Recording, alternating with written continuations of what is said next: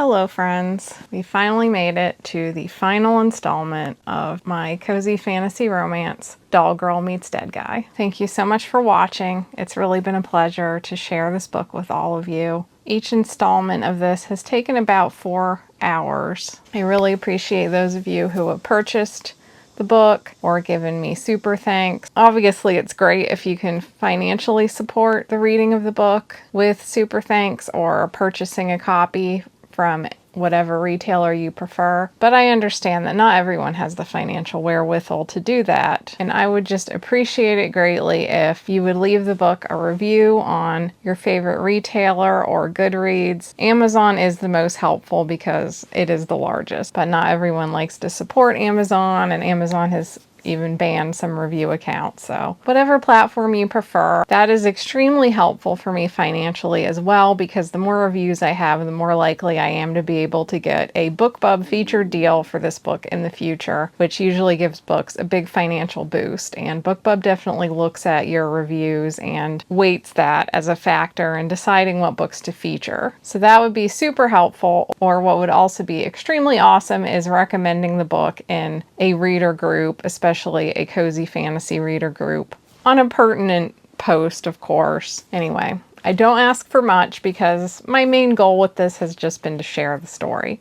But I would also really love to keep doing them, and I have to admit that the time is hard to justify. And I don't want my whole life to be dictated by whether or not my time is making money. Like, it's such a terrible way to live. But I have to admit that sparing 28 hours or whatever on this project has definitely put a little bit of a strain on me. So if you liked it enough that you would like to see future books read aloud on this channel, any kind of support will definitely be something I'll consider. Anyway, let's walk away from the dark path of capitalism now and get back to the book. Just like the last installment, this one has a few parts that I'm going to censor so that I don't get in any trouble, since we've made it to the end and, you know, there's a little bit of...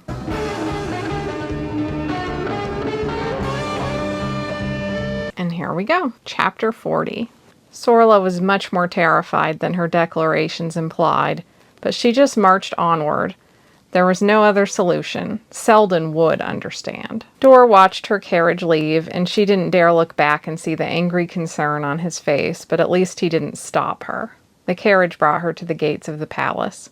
When she told the guards her name and asked for Seldon, one of them escorted her to the door.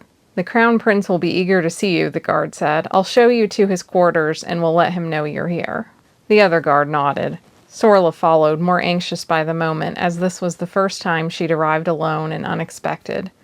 The room seemed even more imposing and unfriendly than before, as the guard led her down now familiar corridors, showing her to the room where Seldon gave her the snack spread. "Have a seat and wait for a moment," he said. "I'll keep watch outside the door." "Watch for what?" Sorla asked, but he didn't answer. A few long moments stretched, and she studied the lavish furnishings. There was still just the one magical light that caught all the shiny bits all across the room and cast eerie shadows on the paneled walls. The door opened. Sorla leapt to her feet, too nervous to sit now. The Queen walked in with 2 guards and no sign of Seldon. Sorla took a small step back as the Queen gave her a hesitant little smile. Queen Irina was quite young, with a plain appearance, her dark hair pulled back in a twist that was more practical than fashionable, wearing a coat dress and somewhat dirty boots. She was generally known for being dim-witted and loving animals, but Sorla had learned at an early age that kind people still couldn't necessarily be trusted. "Hello, Sorla," she said. "I remember you. You and your parents. You are a very valiant family, very brave. This time, I'm afraid you have overstepped a bit." She pursed her lips. "I am aware of everything that has happened with General Froskar. Do you know where he is?" I do, but he can't go on as a general anymore." "We have one desperate offensive plan to take back the river," the Queen said, her face turning a shade redder with panic. "Goddess, it's desperate. Miss Thano, you must understand. If our men and women could just see the general is alive, anything to boost spirits. Everyone knows now that Kota has fallen, and Notare hanging by a thread. Everyone is looking to us now, and we can't show any weakness. Whether you cooperate or not, our telepaths will find Froskar before the sun rises, and he will make an appearance. He will give a speech. This is about far, far more than one single man. Are you saying the telepaths are going to force him to speak? Sorla asked in a whisper. She knew she shouldn't be implying that the Queen was about to commit such a horrible act, but how else did they plan to make Houston give a speech? You're not a queen, you're very young, the Queen said. Sometimes this is what has to be done. Believe me, I've learned it all the hard way. And before you leave, this memory will be taken from you. I'm preparing a letter, some money, and a carriage to take you back to Dor Tamerna. Your family will be comfortable, you will be safe, and you won't remember what happened here or with the general. My memories? Sorla could hardly choke out the words. This is wrong. You can't make Houston be a hero. Maybe you can make him speak, but it won't inspire anyone now. Have you seen him? God's Dor really was right. Everyone is just as bad as everyone else. Name me a better option, the Queen said wearily. I want to protect you and all of my people. This is our only chance and we have to win. I can't leave Lioness, Sorla said. And what about Houston? What happens to him after that speech? You need to go. You haven't been a good influence on Seldon. And what about Houston? Sorla repeated, but the Queen just shook her head. She whispered something to the guard, and a moment later the telepaths walked in to take her memories. Sorla could feel them already brushing her mind, gauging her own power to resist, which wouldn't be much. The telepaths themselves, both men of advanced age, looked exhausted. These must be the ones too old to go to the battlefields. Everyone in the palace looked exhausted these days. Don't take my memories of this place and send me home, Sorla said, pleading now. I'm in love with a Vendiri man. I want to stay here. I won't... Sorla almost said she wouldn't tell anyone about this, but then she stopped. That would be more difficult. What Queen Irina planned to do would be overriding Houston's own will. It must have been a brief courtship, the Queen said. If he still cares about you once things calm down, he can find you in Dor Tamerna, but I really think it's best if you go home. She waved a hand at the telepaths. Please proceed. Chapter 41. Dor let Sorla go, but he didn't like it. Was that a good idea? Arn asked when Dor finally stepped back inside, having watched the carriage turn the corner. I can't tell Sorla what to do. So, no, Arn said. It was a bad idea, and you're already tormented over it. Well, if you thought it was such a bad idea, maybe you should have said something before she left, Dor said, trying very hard to sound patient. I can follow her telepathically, Houston said. I'll just track her emotional state, and if she gets very distressed, I'll go to the palace. You can do that from this distance? I'm a level 9 telepath, Houston said. I can follow her as far as she can go. I've tracked our enemies for 100 miles or more. He paused sheepishly. Not to brag, I just wanted to reassure you. Consider me reassured, Dor said, and terrified. God's a level 9 telepath in his house. He wasn't usually afraid of the Miralem, but he also didn't have contact with the powerful ones, except a few healers when he was still playing a support role to them, and healers were different. Be careful, Arn said. You're the one they really want back, and I can't think of anything good to come of that either. If they're this determined to have me, I only have 2 options, Houston said. Capitulation or to escape this kingdom entirely. But I can't allow Sorla to suffer in my place when I know I'll have to face the consequences anyway. I need to decide, and in the meantime I have to protect her. I should be the one to protect her, Dor said. At least she's begrudgingly accepted that I might now and then. He smiled wryly.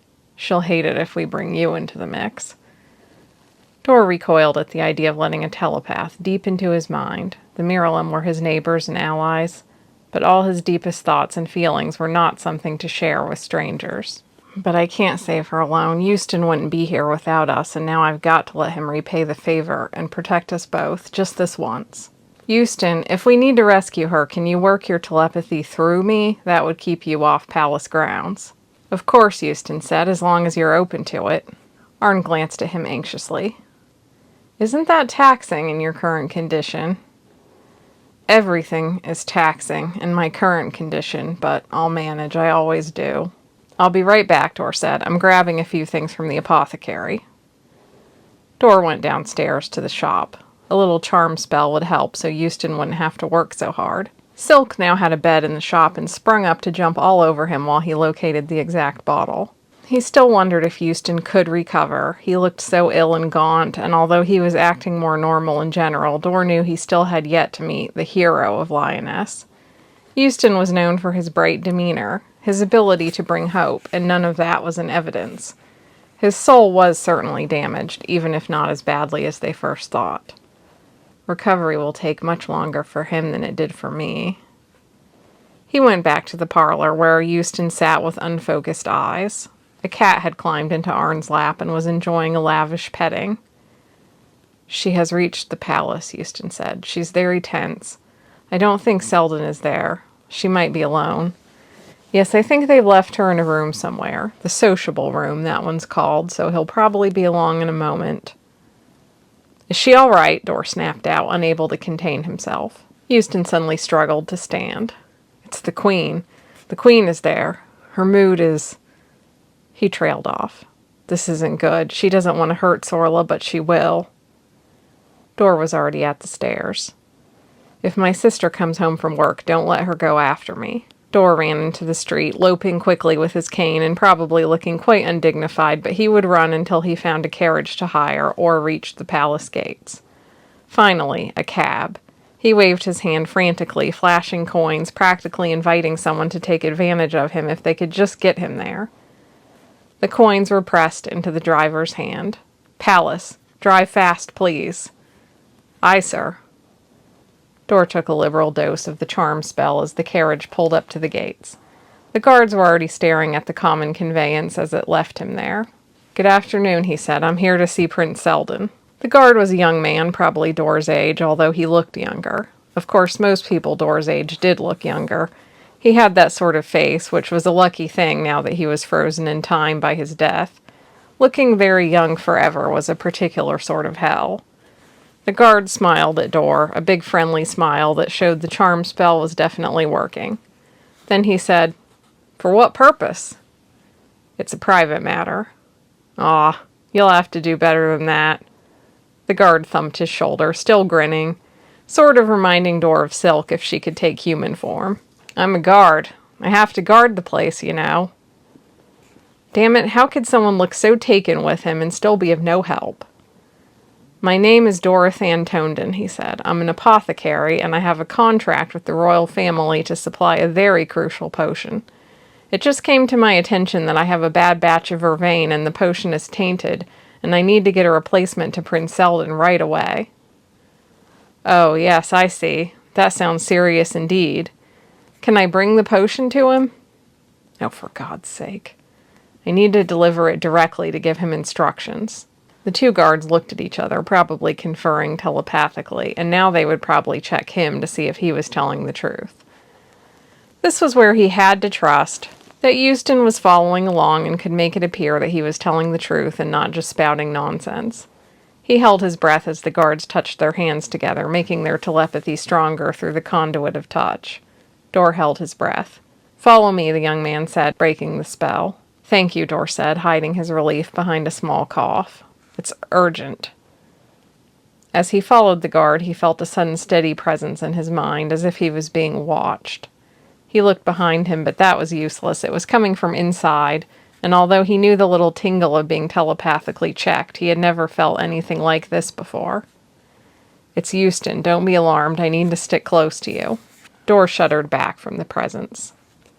"And you have to stay open to me if you want to help Sorla. The Queen is planning to take away Sorla's memories of Lioness and send her home, and then come after me." I couldn't help listening in. "We have to tell Seldon he wouldn't do this. I can't manipulate the royals directly. They have strong protection, so you'll need him." Dor struggled not to resist Euston. He knew he had to keep himself vulnerable in order to help Sorla, but with their minds so close, he felt the strain in Euston. "This might kill you, Euston." "If it does, it does," Euston replied. "But I think I'll manage. There's another life I should have lived, and I'm starting to want that chance." "All right, let's do this together."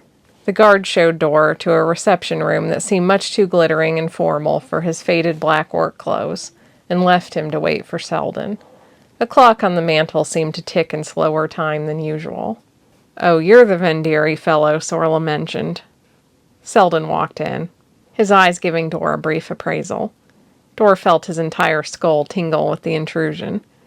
Dora realized he was in a different world at the palace. The royal family probably felt quite justified in using telepathy on strange visitors. Seldon looked frustrated, apparently not getting what he wanted. Euston's protections held. I didn't realize you were the same man who was making the revival tonics for General Froscar. And you say the one from this morning was tainted? How could that have happened? I'm really here about Sorla. She's in the palace right now meeting with your mother, and she's in distress. Sorla? Here? No one told me. Exactly, and if you don't want any harm to come to her, we'd better hurry.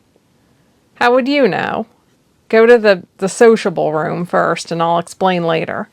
Seldon's brows glowered, and Dora noticed that while Seldon looked conventionally handsome in his portraits, in person he could have been Dora's cousin. Sorla definitely had a type. All right, he said. Dora followed Seldon down a hall and then another hall, and just when Dora wondered if the whole thing was a never-ending labyrinth, he tried the handle of 2 closed double doors. Sorla, are you in there? Mother? There was no response. Seldon looked at Dora like he suddenly believed him. The telepaths arrived just before you, Euston said. Put your hand on the door handle, and I'll get it open. Dora grabbed the handle and immediately felt a vibration and click as the door unlocked. He threw the door open. Sorla! Seldon was right behind him. The Queen whirled toward them, her boots squeaking on the parquet. Seldon, I'm sorry, I'm not going to hurt her, but you know as long as she's so close. Sorla, meanwhile, was unconscious in her chair, legs splayed and hands in weird positions like she'd been springing up to fight when they knocked her out. Dora rushed to her, and the 2 telepaths backed off a little. They moved defensively to the Queen. What did you do to her? Dora asked. Everything in him wanted to rage, but he managed to keep the question controlled. She worked so hard to save the general. No one throws herself into a task like Sorla, and she found a way to bring his soul and his will to live back. And this is how you repay her, scaring her like this with your power when you know how helpless she is against a queen. I wasn't hurting her. I think we all know it would be better if this whole thing had never happened, and I was just going to take her memories of all this and send her home. You think she didn't make any other memories while she was here that have nothing to do with this? She loves him, Seldon said. Just let her go. Leave her alone, and Euston too. It's over, I told you. He rubbed his forehead. All this started with me. I wanted to go fight, and it was my blunders that got Euston killed. If he hadn't been protecting me with his telepathy when everything turned to shit, he wouldn't have dropped his own defense and taken a shot.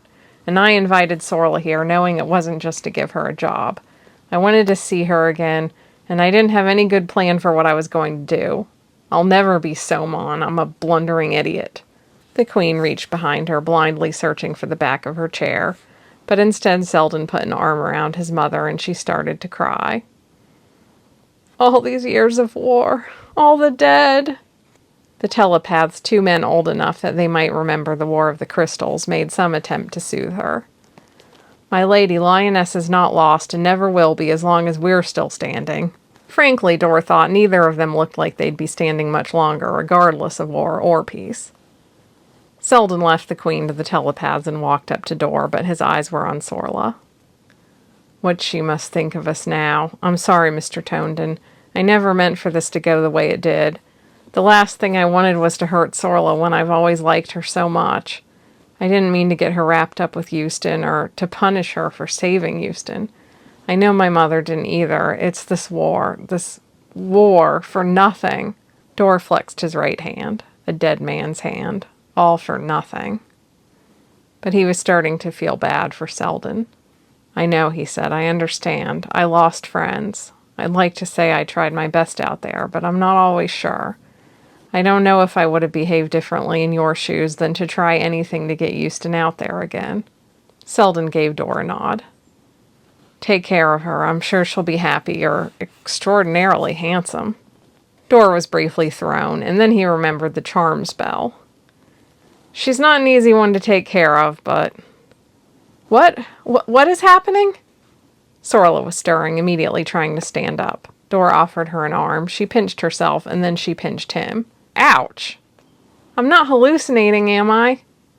You're not supposed to pinch me if you think you might be hallucinating.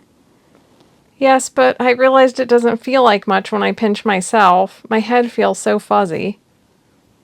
She shook her curls, trying to clear whatever the telepath had attempted to do to her, which had clearly addled her a bit. It's all right, Sorla, Prince Seldon said. Your memories are safe and you can go home. I'm extremely sorry for everything. You've acted with the best of intentions and we responded with the worst of them. I hope you know that I care for you and I want you to be happy, and someday when things calm down, I'll invite you and Mr. Tonden to the palace for a proper dinner. Thank you, Seldon. She looked at him earnestly. And you can return to the magical bake shop if you like. I'll write Wrath a letter to notify him. Well, about that, I can't actually bake magical pastry, Sorla said.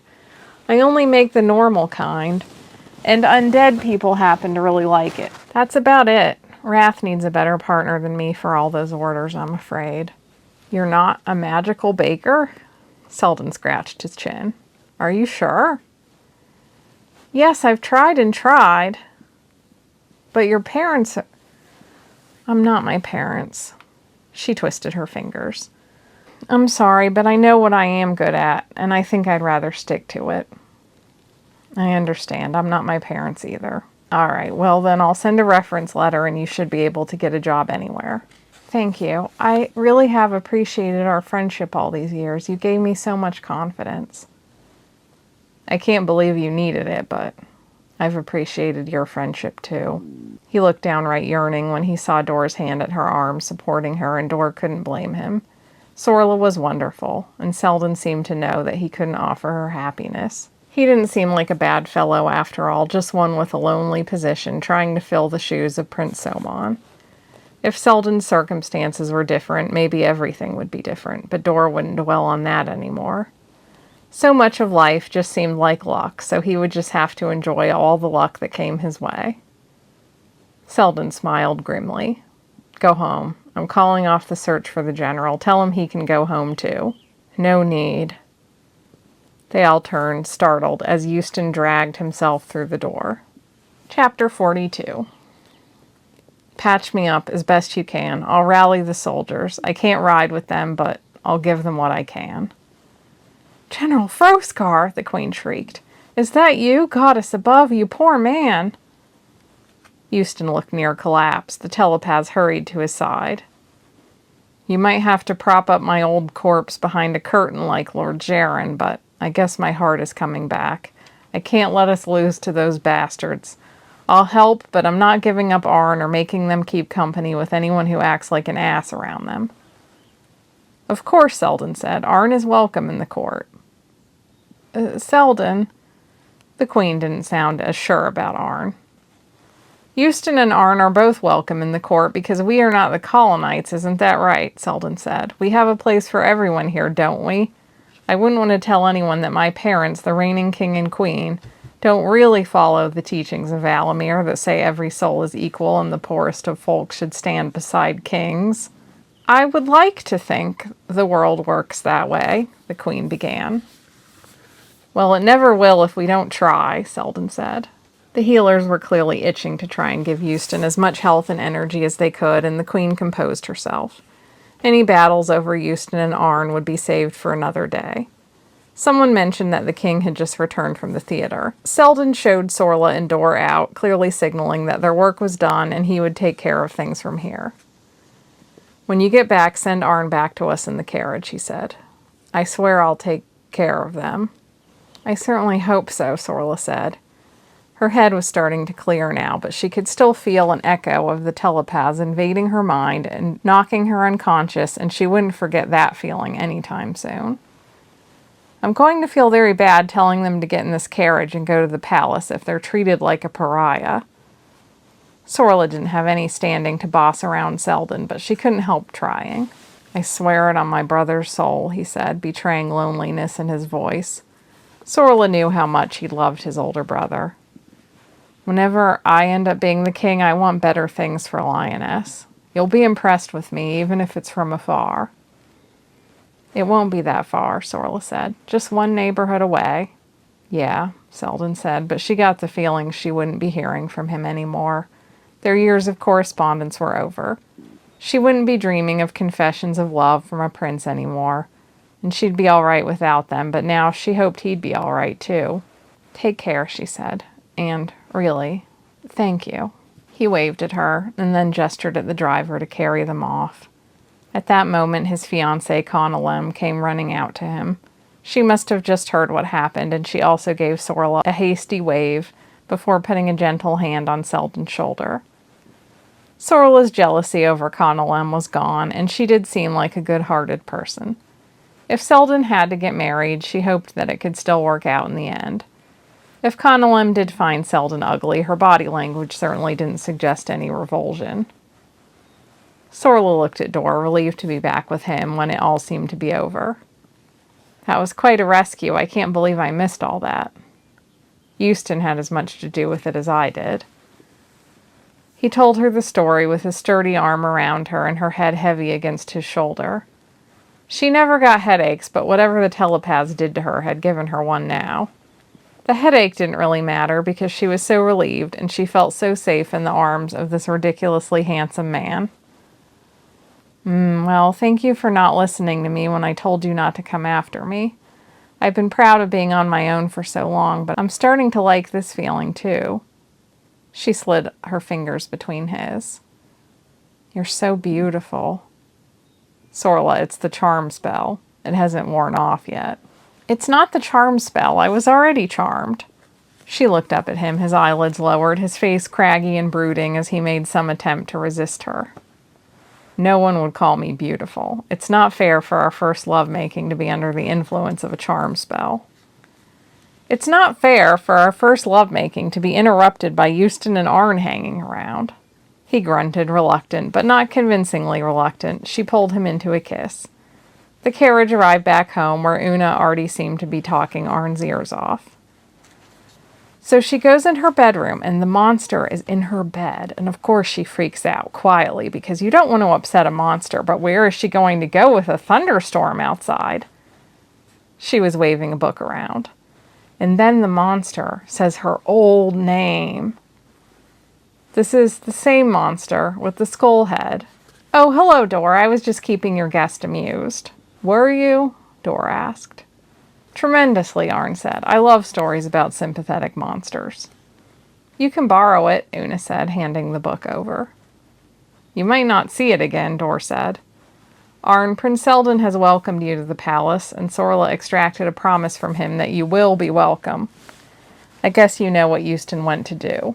"I know," Arn said. "He needed to try." As he was coming back into himself, I could see he wouldn't forgive himself if he didn't try. "My work here is done, most likely." They rose and fished a few coins from their pocket. "I'll buy the book from you. It'll give me something to read at the palace.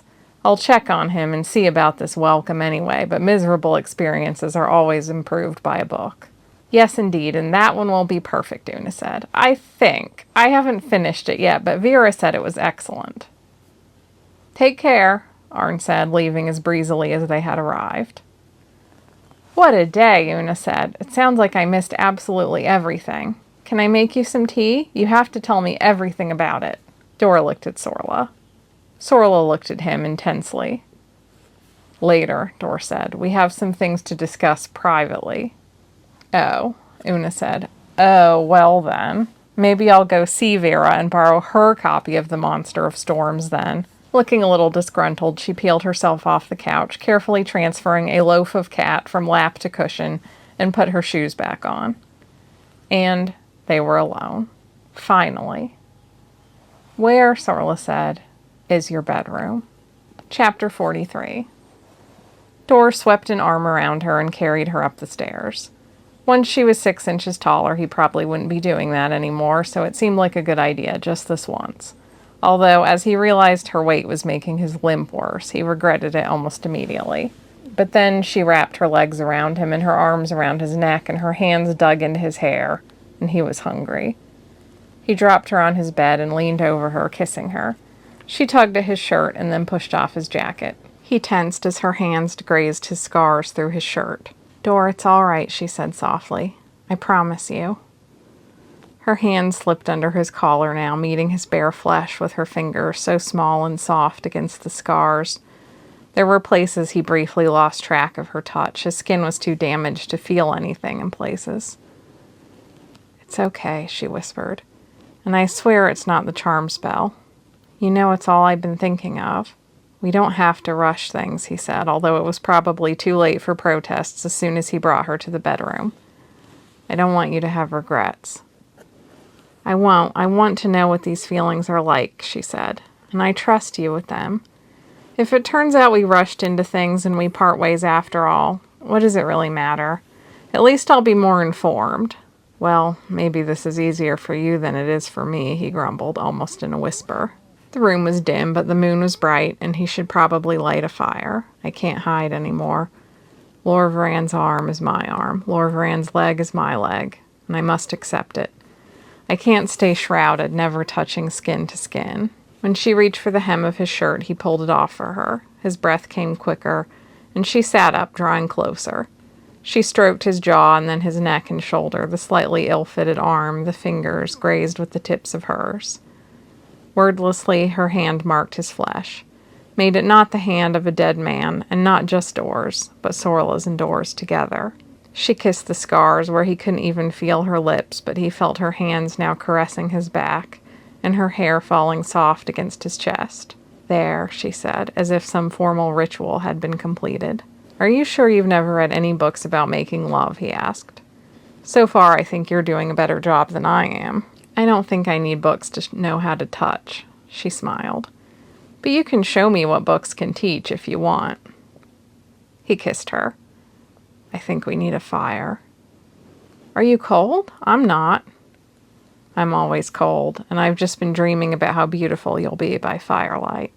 She sat up, looking anxious and overly dressed, chewing the tip of her nailless finger. "Okay, hurry." He could feel her eyes on him when his back was turned, looking at him as if she really couldn't turn away. All the knots deep inside him that had bound up with the horror of his death and revival were slowly falling apart, and he took a slow breath. It really is good to be alive. And she was so beautiful. His animal brain was so anxious to get back to bed and strip off all the clothes she was wearing that he was fumbling with the kindling and tinderbox. But finally the fire was started, and he could give her his full attention. Hands on her apron, loosening laces, and then hooks and buttons. So many different damned fasteners. She tried to help at first, but he nudged her away, and she quickly understood this was part of it. Her eyes were wide, looking at him, excited but also nervous. He really hoped he didn't hurt her, although he'd stop if he did. He definitely wasn't going to enjoy stopping, though. Finally, the dress was off, revealing legs, still clad in stockings and boots with too many buttons and a plain little undergarment tied with a drawstring. He helped her lift off her blouse, and her chemise came with it, showing her small breasts. The rest of her was not quite as realistic. Her skin was so very smooth, and she had tiny lines of stitches at her shoulders and neck, a slightly uneven waist with a little hard bump against her ribs, that she put a hand over as soon as he started looking at her. "My rib isn't fixed. Oh, damn it, I forgot to ask about it at the Finarlum shop. It keeps poking out. That isn't romantic at all." "It's perfect," he said. "All your imperfections are perfect." He reached back and started working off the buttons of her boots, because that would take a while, and he took a deep breath for patience. "I'll never be able to prove it, and maybe it sounds unlikely, but I really think I would have fallen for you, even the way you used to be. I'm sure it would have taken longer. I know I would have tried to talk myself out of it more. But I know your eyes are always the same. And how the hell could I have looked in those eyes too many times and not felt anything? Dora, you don't have to tell yourself you would have felt anything for me then. No one would. Look, you're right. I can never be sure. But it torments me to think there could ever be a world where you could look at me and I wouldn't feel anything." He pulled off her right boot. "And I want to tell you how beautiful you are, but I also hate to say it. I'm afraid some part of you deep down might think I only mean you're beautiful now. And if you can love my scars and my weaknesses and my cold hands, I want to give you that too. I can't really, but I never really have felt beautiful before," she said. "Just cute. Not like a beautiful woman. and more oddly cute than just cute, actually. You are a very beautiful woman, he assured her. So does this mean I can be touched, kissed, and nibbled in the places I'll probably like now? If I ever get your boots off. Chapter 44. He did get the boots off and unfastened her stockings from the buttons sewn on the back of her thighs, which felt like nothing when she took her stockings on and off herself, but was deliciously ticklish when he did it.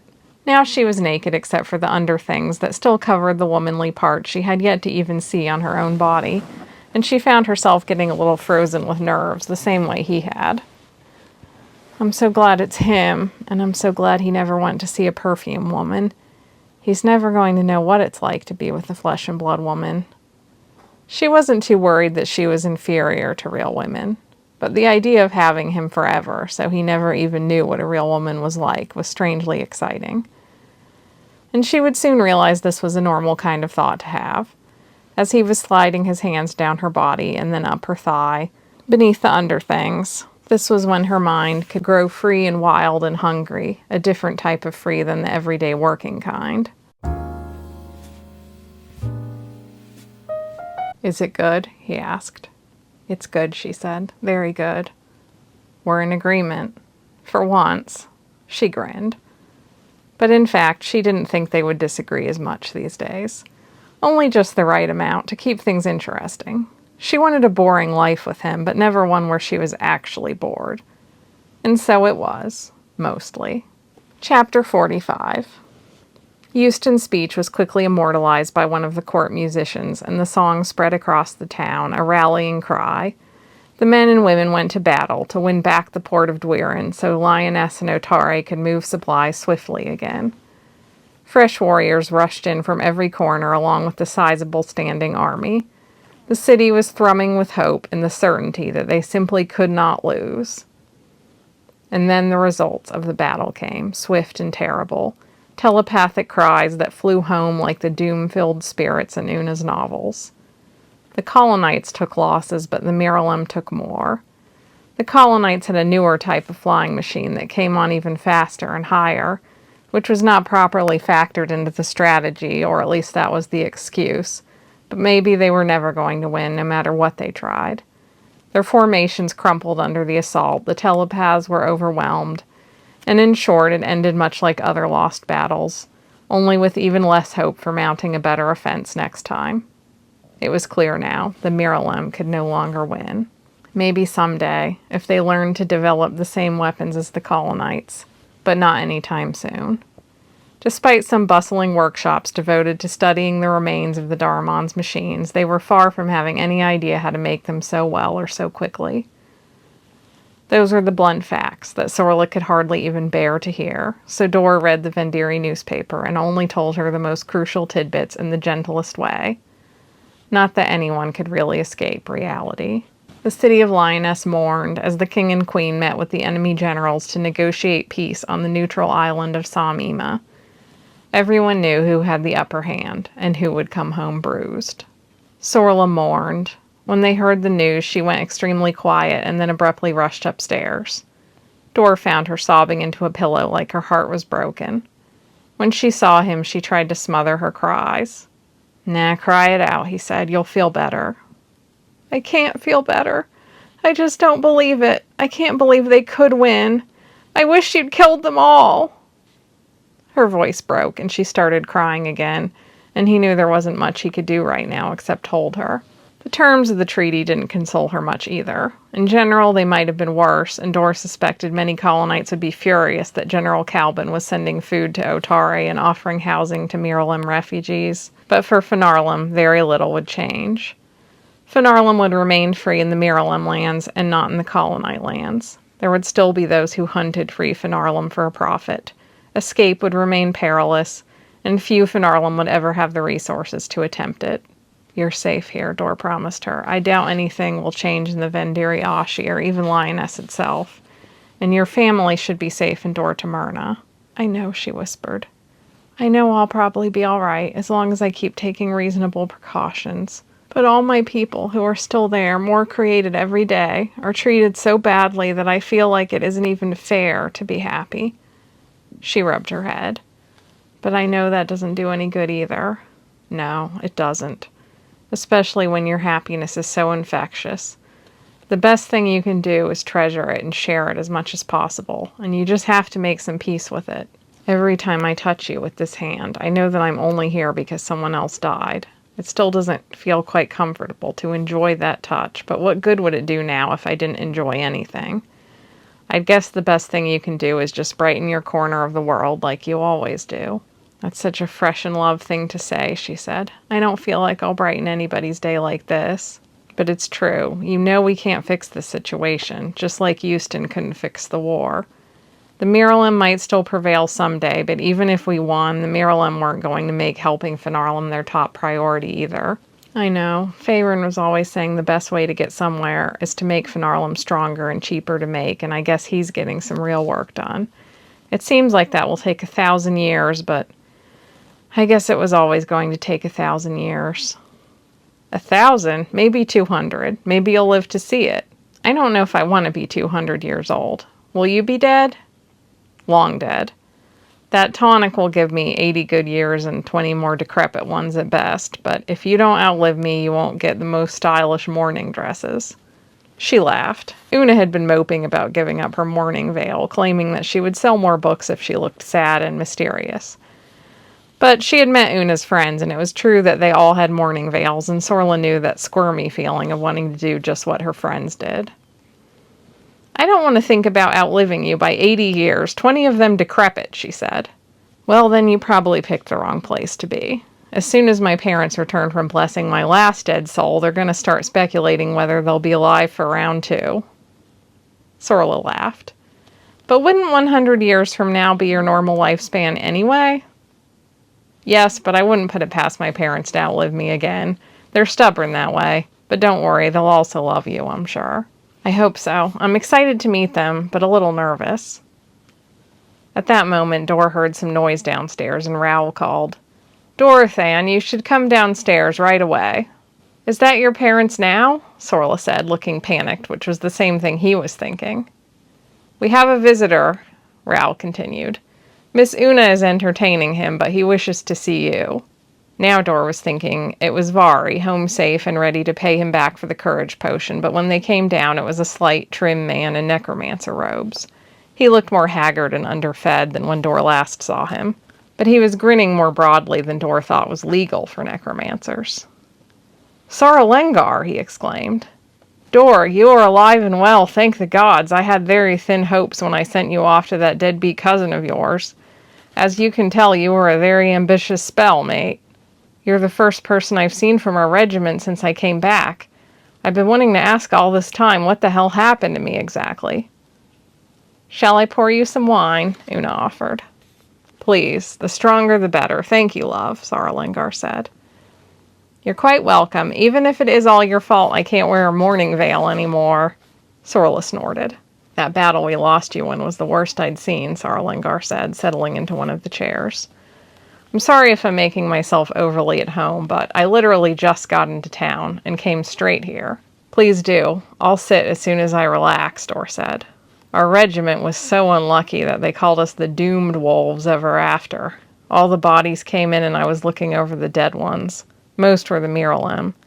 I had easy revivals and then I had you and, well, you'd lost an arm and your leg was going to have to follow. I might have screamed several choice expletives because the rest of you was still good. You just bled out. You would have been an easy revival too, but of course I'm not bringing the man back like that. I just kept thinking back home in my own lair I've got 100 arms and legs in vats, you know. Your lair? Sorla asked, like she wasn't sure she'd caught the word. Well, of course I'm a necromancer. What should I have, a boutique? Nothing like a nice cozy lair lit with 2 flickering candles.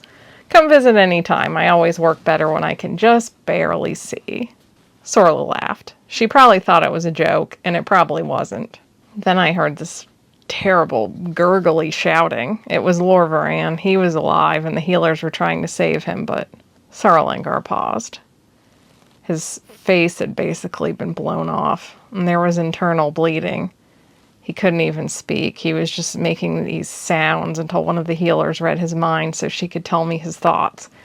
And he was saying that you two were close in size and to just use him to fix you. Shit. Dor rubbed his right hand. He wasn't dead? Technically, no, but I swear to you on Dor Manuthra's bells that his recovery was going to be very long and very difficult, if it was possible at all. His guts were all torn up. He'd lost an eye, his entire jaw. He could see, one eye and all, that if I could just get a good arm and leg on you, you'd be all right, but the healers would be working hard on him for weeks just to keep him alive.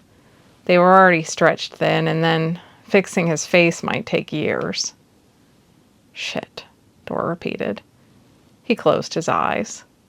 He was in that kind of pain. He felt Sorla draw close and comforting him, and then Sarlengar took Dor's right hand. He wanted you to go home to your family. It gave him a lot of peace to think he might be giving you a life ahead. We always say some things men aren't meant to stay alive for, and his injuries were in that category, and he knew it. You know he'd say it was worth it seeing you today. We're Vendiri. It's nothing to get depressed over.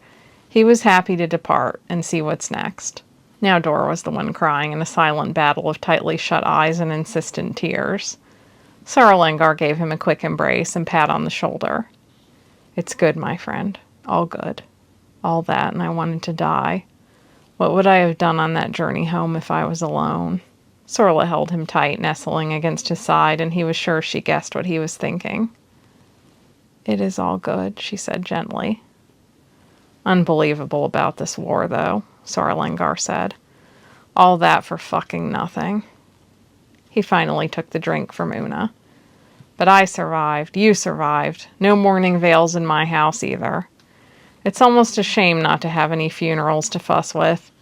Next winter I'll go to Drenalil to offer my blessings to the ones who followed Morarith onward. Are you thinking about it, Dor? What is Drenalil? Sorla asked. It's our haven, Dor said, our holy city, where you can ask each god to bless your dead loved ones at their own temples. I'm just not that into the religious stuff, but... Yeah, but it's beautiful, and it has the best nightlife in the world, Sarlengar said. There are basically no Miralim unless they're converts, and it's in the mountains, so no one bothers us. It has wonderful energy, and it's a great place to find a wife, although maybe you don't need that now. I think you have a good story to tell me. We're not married... Yet, Una supplied wickedly. Thank you for that, Una. You're welcome, she chirped. But yes, this is Sorla Thano, and I haven't proposed to her yet, but I think we all know where it's going. Chapter 46. In the weeks to come, almost everyone came home, soldiers, sailors, sorcerers. The street seemed to swell with people again, and it was common to see old friends and acquaintances spotting each other across a cobblestone path and crying out with joy. All of Dor's friends came home, and there were more parties than Dor would normally enjoy, but Sorla loved parties, especially these. Everyone liked her and told Dor he'd found a good match, and the other young women quickly began inviting her to theater dates, and they loved taking her out to buy Vendiri dresses because when her new and taller body was finished, she had to buy an entirely new wardrobe. Sorla glowed with the attention. He knew now that she had never been welcomed like this anywhere else, and he was quite proud of his friends, appreciating them in a new way. Everyone started pairing off with a hungry speed, and some couples were marrying quite hastily under rumors of pregnancy, so Dor was hardly even sure when to propose to Sorla because he didn't want to announce their wedding the same week as someone else. The one person who never came home was Vari. No one knew what happened to him, and this clearly weighed on Una. She was still working at the bookstore in Vari's place, and every week that he didn't return was certainly noticed there. I just keep thinking about him coming in, asking for courage potion, and he wasn't even ashamed to ask for courage potion. I'd almost say it was brave of him, but he was always like that, so painfully nice and naive, like a baby kitten.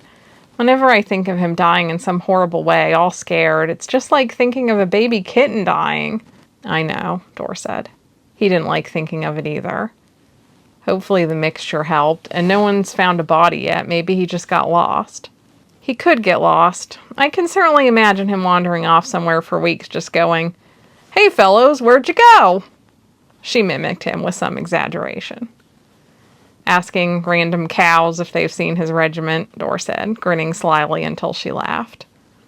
Well, I hope so, Una said, even if it does mean I have to give up my job or work with him. Then Dor's parents came home from Drenalil, and that was quite the hubbub. Of course, they'd had plenty of letters about Sorla by now, and the meeting was an exhausting but generally joyous occasion. Dor loved his parents, but they were both much more like Una. They were talkative and had stayed in Drenalil even after they knew Dor didn't need blessings, just because they loved the bustling social life there. Sorla was there to greet them, of course, looking unusually nervous and wearing entirely black. She liked Vendiri clothes, she said, because she seemed to get more respect wearing them. That is no surprise, Dor said. Lots of Miralem think every last Vendiri can talk to the dead. They tend to give us a respectful distance, and if you're dressed like us, you're part of the clan. Usually she still had a spot of color, the same way Vari always did, some bright red ribbons, or a short green cloak, or light blue stockings. Not today. "You're Sorla," his mother said. "Oh my, how luminous. Very yellow aura. May I touch your hand?" "Yes, yes, wonderful energy. And I heard you're working at a new bakery here."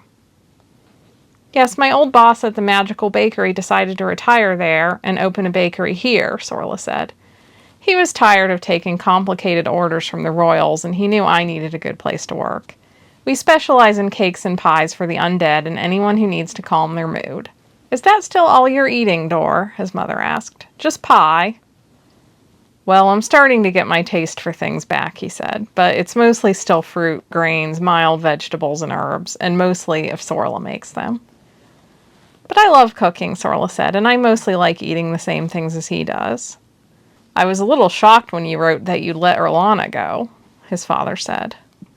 "Well, she wanted to retire anyway," his mother said. "I imagine she let herself go when Sorla arrived." "But I hired her when I was a young man. I would have liked to say goodbye." "She lives 2 blocks away. I'm sure you can," his mother said. "Don't harangue Dor about that after he's been through so many trials." "I wasn't haranguing anyone. I was just hoping for Erlana's liver." "How is Drenalil?" Dor said, hoping to change the subject. "Oh, wonderful," they both said in unison, and then, "Since you're managing things here, we wanted to make an announcement to you all. We've decided to move back there once we finish setting up affairs here. We'll get the business in your name properly, and your mother can finally set up her medium business. And your father can finally get into acting." Dor shot Sorla a look of relief. That was precisely the right amount of distance to have with his parents. "Wonderful," he said. This also clearly meant they needed to plan a wedding. It was time to formally propose. Chapter 47.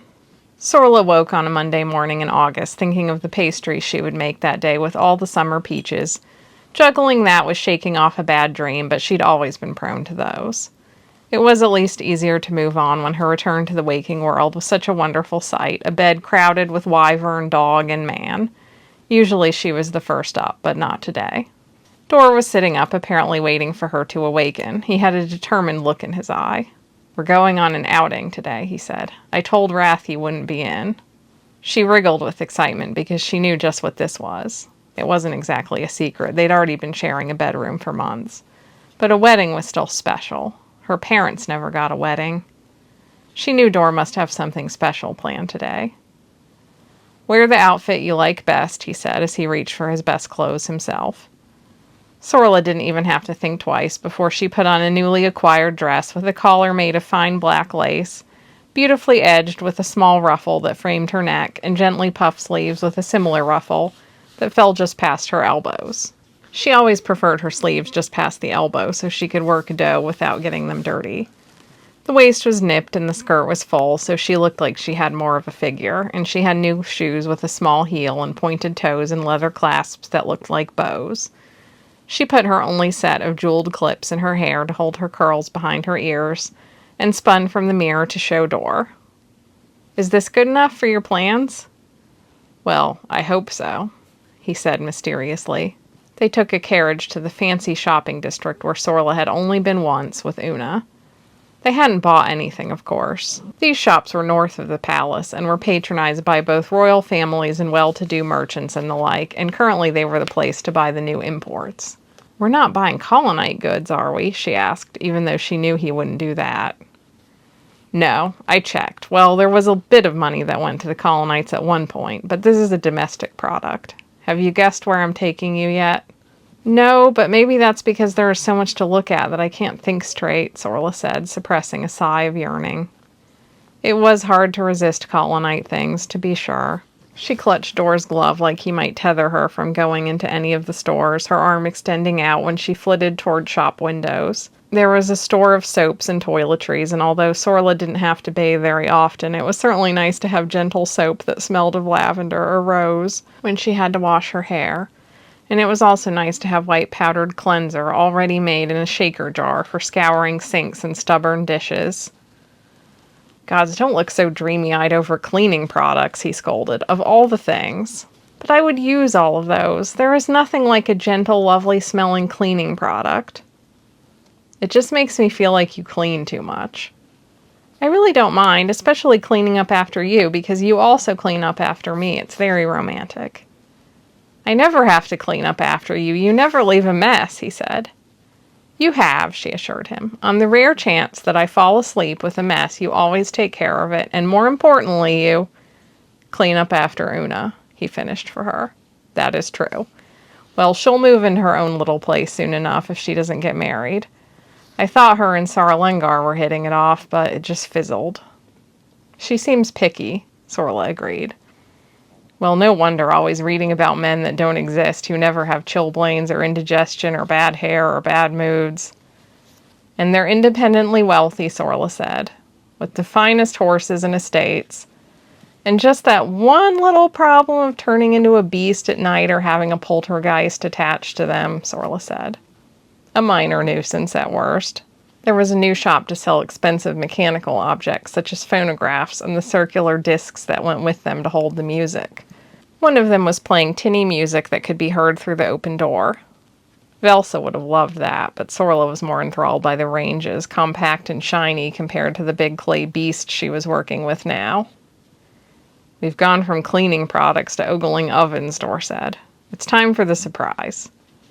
He led the way, urging her not to linger at shop windows now, to a little storefront with a sign that said, Photography, lifelike portraits. Sorla's mouth fell open. Are we getting a portrait? Yes, indeed. I remembered that you wanted one.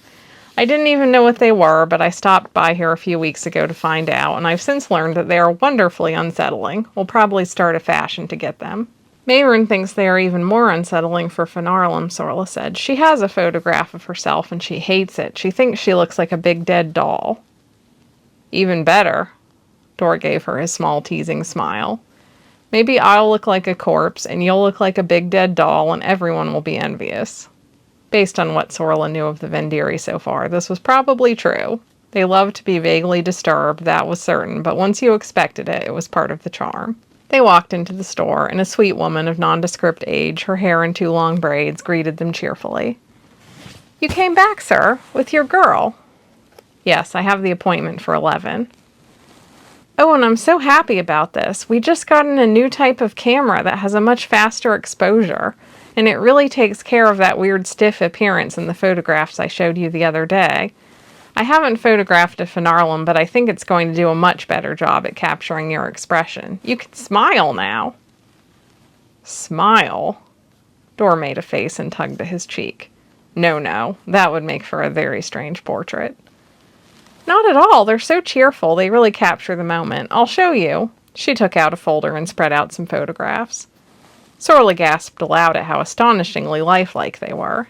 It was true, the people weren't stiff like the photograph by her parents' bed, that Velsa only kept because it was all they had of Grau's flesh and blood body. But grinning, smirking, even laughing, and that liveliness and excitement of getting the photograph captured was also reflected in their eyes. Dor still looked unsure. Do you still have the older camera? She finished. Dor, I don't really want to look like a dead doll, Sorla said, elbowing him. Not if we can do better. Do you really want a photograph of me like that?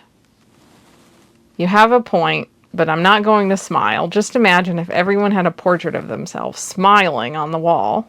I guess it could seem flippant or something, Sorla said, but I like the smiling ones. If you really want to smile, it's fine, he said. No, I won't. We'll have a proper portrait. Maybe someday you can get another one, the woman said. They'll probably get a little cheaper eventually. I can take you back and get you settled right now. My last appointment is already done, as you can see. Watch that step there. She led the way to a room in the back with ample windows set high in the wall, casting generous light on a big backdrop painted with apple trees. Apple trees were good luck to the Miralem, so it made sense that they would want them in the portraits. In the middle of the room was a box that Sorla recognized as the camera. You can both stand, or both sit, or any other configuration, the woman said, gesturing to a few chairs around. Unfortunately, I only have the one backdrop. It's all very new, of course. Where did you learn to make photographs? Sorla asked. Oh, my father was a trader, and I used to go to the colonite cities with him as a young woman before the war, she said. I was enraptured by them. He bought me a camera, even though my grandmother still thinks they're some sort of demonic device. She laughed. In Vendiri portraits, normally you would sit and I would stand beside you, Dor said, to show that I would protect you, but you might not like me looming over you. I do think I'd rather stand with you, Sorla said. I like showing off my extra half a foot. I thought you'd say so, he said. And it suits us. They got themselves arranged with a few gentle suggestions from the young woman, and as she returned to the camera to take the photograph, Dor took out a small box. You knew it was coming, he said, but I hope it still feels fresh, like every day with you does. Will you marry me, Sorla? I want to finish what we've started and spend my days with you until I'm dead for good, if you'll have me. Sorla had known it was coming, and yet he was right. This moment did still feel as fresh as if she'd never imagined it once. She didn't think she would have a photograph or an absolutely stunning necklace of gleaming jet in the shape like wyvern wings. I will have you, she said. Of course I will, with all my heart. The only trouble with it all was that when the photograph was developed, they were both smiling, and Dor never did allow it to be hung on the wall, but kept it tucked in a black folder like some forbidden thing, only to be shown, with embarrassment, to their most trusted friends. Chapter 48. Sorla rushed to the door the moment she heard the knock, brushing past the excited barking of Silk and the excited squawking of Blueberry, and opened it with barely a pause before she was in her parents' arms. Her wedding week had finally arrived, and her family with it. It's so good to see you, she said, feeling close to crying. Oh, Sorla, you look amazing. This height really suits you, Velsa said. And the skin looks great. What genius invented that? Grau said, inspecting her arm. You were born for dad humor, I'll say that, Sorla said. What? He's not a dad. He is sort of your father, but he's a young and sexy sorcerer, Velsa cried. Grau sounded skeptical. I'll take Sorla's words as a compliment, because my father had no sense of humor at all, and we would have been better off if he did. The skin is perfect, even the way it moves. Flex your hand, Sorla. Dor walked up to them as she was dutifully flexing her hand while Grau stared at it closely. This is my father, the potion maker, she said, Grau Thano, and this is my mother, Velsa, and this is Dor, and... My parents and Una will be here shortly, Dor said. Good to finally meet you. You too, Grau said. Thank you for giving Sorla a good, safe place. It's been a hard year, but it sounds like things are going really well in your immediate sphere. Sorla was so happy to have them here, and they felt just as familiar and dear to her as always.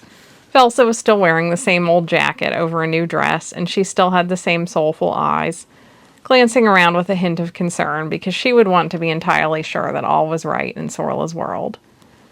Grau had the air of good humor and good fortune that he always seemed to have, even when one could argue a lot of unfortunate things had befallen him. He still wore clothes that looked more colonite than Miralem, but as a Finarlem he could get away with it. Fashion was not something he spared much thought for. Dor showed them the apothecary shop, and Grau took a whiff of all the tonics with a potion maker's interest in the trade.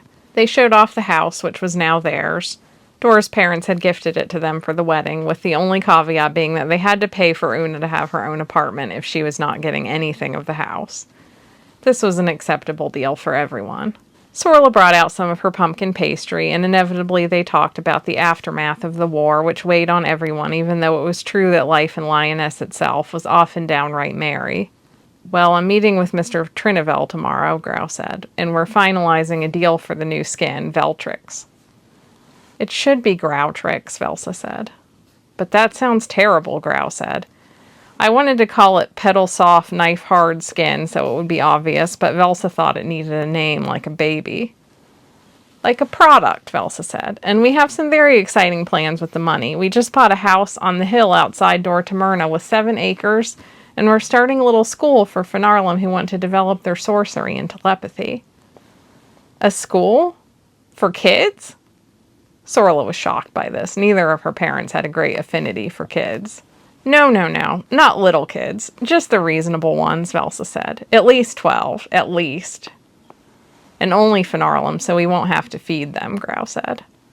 Although they can eat if they want to, Velsa hastily added.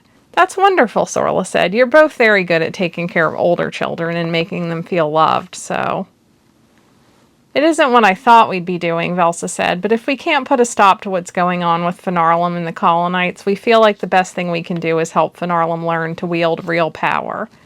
We've always noticed how our Finarlem friends are a lot more anxious about strangers or traveling, when Grau and I never are because our magic is such an equalizer. We know we can take care of bandits ourselves. I do envy you that, Sorla said. But it takes a long time, Grau said. Here it took me 8 years to crack that potion. Sorla can make calm cakes now, Dor said. They're very weak, Sorla lamented. You know you have to start somewhere, Grau said. Or I can just do what I do, said Sorla, who really had no plans to learn magic beyond the calm cakes, when she could be spending her time perfecting new recipes. Then Dor's parents arrived, and there was a fresh round of introductions and refreshments, and a wall of toned-in family chatter that left Sorla's parents in silence. But that was typical of them in crowds. She knew they mainly wanted to see that Sorla had a place in the family. Felsie used to gently tell her that although Reuven's family was very nice, Reuven himself just wasn't quite right for her, and Sorla would feel like, what does she know? But now everything felt right, and in 2 days' time she would marry the man she loved. Chapter 49. The night before the wedding, Velsa, Sorla's mother-in-law, and Una led Sorla to a small cottage on the Vendiri temple grounds within the graveyard. Sorla had long assumed this was a shed for tending the grounds until they started planning the wedding, and Dor told her this was where the spirits of the dead would bless the marriage bed, and in theory, if they were capable of it, a spirit might choose to be reborn with them as parents. Back in the old days, this is where we'd tell you what sex was, Dor's mother said. Thankfully, we don't usually leave brides so uninformed and inexperienced these days. I know you're already well-versed, same as I was when I got married. Besides, books tell us absolutely everything now, Una said. Probably not everything, Una, Dor's mother smirked. I might have to talk to you yet. No. I'll talk to my friends. I love this custom, Velsa said. It's such a cozy nest. I'm not sure I'm quite used to all the graves and the black. She glanced out the window. But it's certainly a better idea to make love before the wedding night. I was at Grau's sister's wedding, and it was a horror. Yes, this gives you time to run away, Dor's mother laughed. The cottage was like a room at a better inn with a large curtained bed, a fireplace, and a few lanterns. According to custom, the room was decked out in flowers and greenery, some black silk underthings on the bed for her to change into, and a flagon of honey wine that made Sorla wish she could know what it was like to feel its effects. She took off all her clothes except for her stockings because she certainly wanted to feel Dor fuss with her little buttons. She took one moment to admire herself in the mirror because she was still quite in love with her new body. She finally felt perfectly like herself. Then she donned the silk underwear, poured some honey wine for herself and for Dor, savoring its sweetness if nothing else, and got into bed just as he came in. The women would have been guarding the outside until he showed up, and now they would all leave them alone until morning. She brought him the cup of wine. He sloughed off his coat. Gods, you're beautiful. We finally made it. She smiled. We've certainly attended enough other weddings this year, but I'm glad we gave it the proper engagement period. Well, we had to wait for your parents to leave. He smiled. Yes, exactly. Not that we really waited. And whose fault was that? Mine. All mine. She pulled him to bed and he drank the wine on the way. They fell against the covers, kissing. He felt her up and she tried to strip him down, and then he had to make a fire first because it was cold. By now she'd had many months to learn his body and hers at the same time, and she knew when to be rough and when to be gentle. They were pretty good at talking things out and even better at reading each other's eyes and hands. At first it was slow caressing as the room warmed, drinking the wine, discussing the amusing little dramas that happened whenever crowds of family and friends got together. But before long his fingers slipped under her clothes, and he handled her roughly, knowing just where she liked to be touched, while she grabbed a fistful of his hair, took another swig of wine, and kissed him deep with the taste of wine on their tongues. She didn't care if her tongue felt like a wad of cloth in his mouth. He could deal with it. She liked the taste of him. He stripped the silk underwear free, tossing it off somewhere. She yanked off his trousers and undershorts in one go and slapped her hands to his buttocks, wanting him immediately. If the spirits were watching, she imagined they were quite satisfied.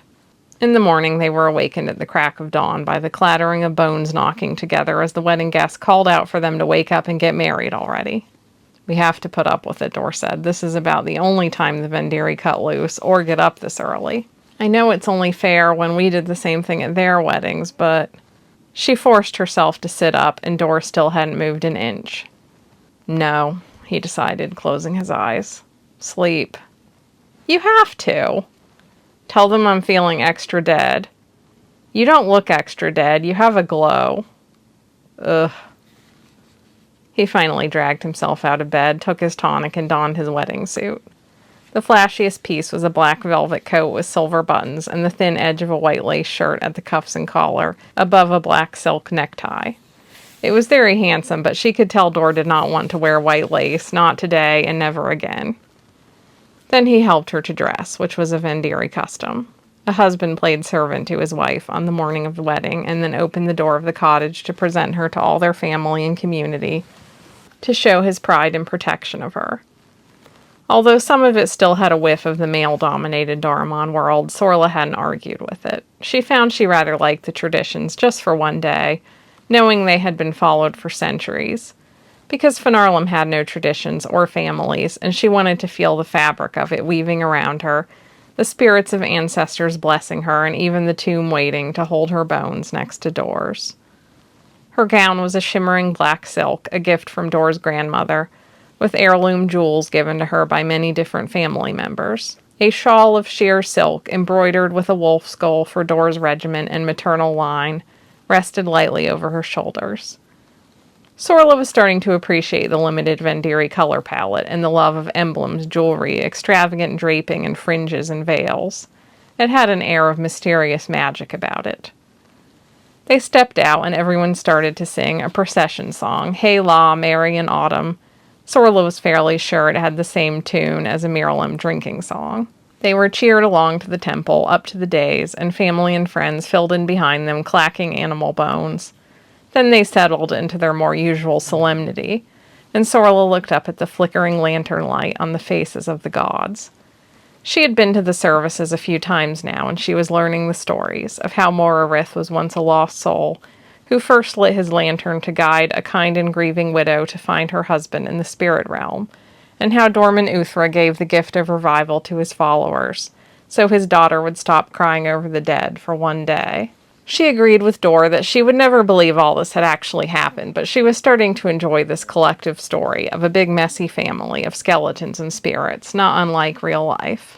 Dorman Uthra, Lord of the Spirit World, I present to you two mortals on this day. She saw all the faces of friends, family, and neighbors she was getting to know. Una and her annoying friend Brindy and her very serious cousin Vera, many of Dor's old friends, Auntie Mel and various cousins, some more distant than others, and every undead person in town who loved her pastries. Ral was minding Silk and kept slipping her treats and scratching her ears, trying not to look as if he was enjoying this too much. The corner of the temple where her family sat was very small, but Velsa was watching, twisting her hands, looking very close to happy crying. Grau was covering his mouth with his hand, so probably the same. Velsa had Blueberry, who kept getting alarmed at one lady's fancy hat throughout the ceremony and fanning out whenever he spotted it. Sorla had to suppress her laughter every time.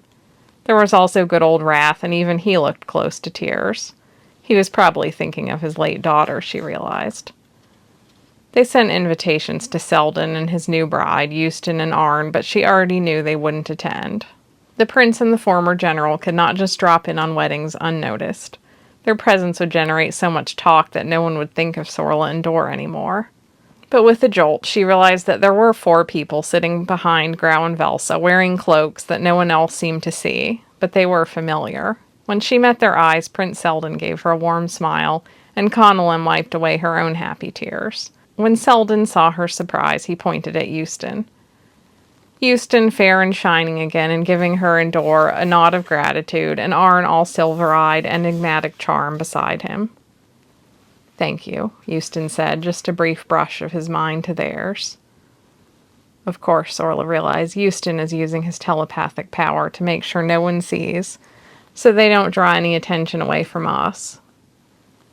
In a matter of seconds, they all exchanged an understanding, but before the service ended, they had slipped out again, back to their own world of the palace. It was a relief not to dream of princes anymore. Dorothan Tonden, what can you offer Sorla that she may carry with her from today until the day she ascends to the spirit realms? My loyalty, my protection, whether you want it or not. He smiled. Poor attempts at humor, hard work whenever hard work is needed, devotion, admiration, and love. Sorla Thano, what can you offer Dor? Trust, and gratitude for that trust. My joy and my cooking and teasing and more pet wyverns than you will probably want. My devotion and dedication and love, of course. May the gods let your love live on beyond death, but within my powers your union is blessed upon this earth, the priest declared. You are now joined as husband and wife. Right here, all was well. She was ready to properly begin a happily boring life. And that is the end of their story, at least for now. I am working on Una and Vari's story, and you'll definitely see what's next for Dor and Sorla in it, too. I had such a wonderful time with these characters, and such a great time sharing them with all of you. I would also love to write, like, some kind of little follow-up about Euston and Arn, since in the book you really never get to see Euston as, like, his real healthy self. And I often kind of wonder what happened to them. I frankly have a feeling that they did not stay at the palace for that long. I see Euston kind of just like retiring off into like a manor somewhere, and both of them just like playing music and inviting musical and theatrical people to their house to kind of live a bohemian life. I don't think that palace life will really suit them. Seldon's probably the one who makes out the worst out of it all. I do think that him and Connellan end up having a happy union in the end, but I don't think he's that happy being a prince, and I'm not sure things go that well for the royal family in decades to come either. I think they probably become pretty depowered, but you know, he's okay. Every life has its trials. He's not going to get killed or anything. But yeah, as far as the Tonden family goes, stay tuned, because there will be more about Una and Vari, and also on the side, Dor and Sorla, and Una's friends, and etc. Now it's back to the regularly scheduled channel, and I will see you for future videos. Bye!